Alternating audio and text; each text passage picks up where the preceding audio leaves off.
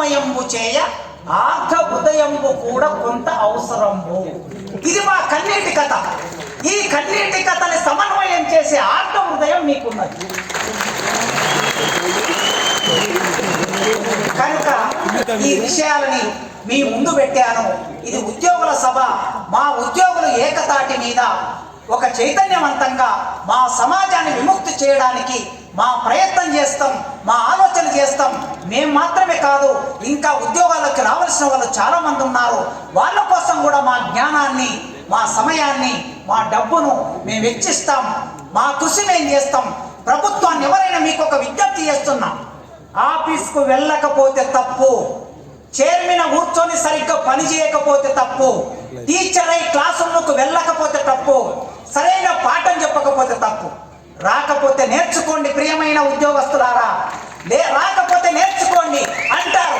వీళ్ళు రిజర్వేషన్లో వచ్చారు, వీళ్ళకు పని రాదు అనే పరిస్థితి తెచ్చుకోవద్దు. ఒక్కసారి ఉద్యోగంలోకి రావడానికే మనకు రిజర్వేషన్, ఉద్యోగాలకి రావడానికే రిజర్వేషన్. పని తప్పించుకోవడానికి రిజర్వేషన్ కాదు, పాఠం తప్పించుకోవడానికి రిజర్వేషన్ కాదు.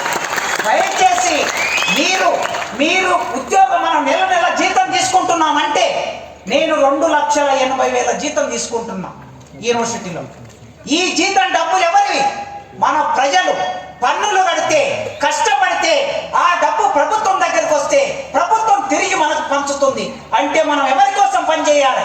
రేవంత్ అన్న కోసం కాదు మనం పనిచేయాల్సింది, ప్రజల కోసం పనిచేయాలి. ప్రభుత్వం అమలు చేస్తున్న విధానాల కోసం పనిచేయాలి. దయచేసి ఉద్యోగాన్ని ఎగ్గొట్టకండి. రాకపోతే నేర్చుకోండి, నేర్చుకొని పని చేయండి. చివరికి నేను యూనివర్సిటీ నుంచి వచ్చాను.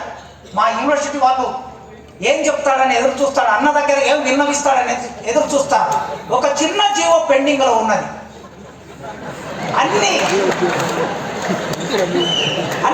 యూనివర్సిటీలో మా వాళ్ళు సిపిఎస్ అనే కాంట్రిబ్యూటరీ పెన్షన్ స్కీమ్, అన్ని యూనివర్సిటీలో కాంట్రిబ్యూటరీ పెన్షన్ స్కీమ్ ఉందన్నా.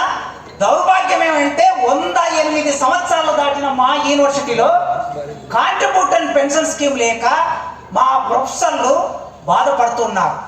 అది ఏమిటంటే ఒక జీవో ఇచ్చి అబయన్స్ పెట్టారు. ఫైనాన్స్ డిపార్ట్మెంట్లో అబయన్స్ అని ఉంది. అబయన్స్ అని తీసేస్తే దాని మీద పడే 20 కోట్ల బర్డన్ మా యూనివర్సిటీ పెట్టడానికి సిద్ధంగా ఉంది మా వీసీ గారు. మీరు ఒక్క ఫోన్ చేసి ఆ డిపార్ట్మెంట్, ఫైనాన్స్ డిపార్ట్మెంట్లో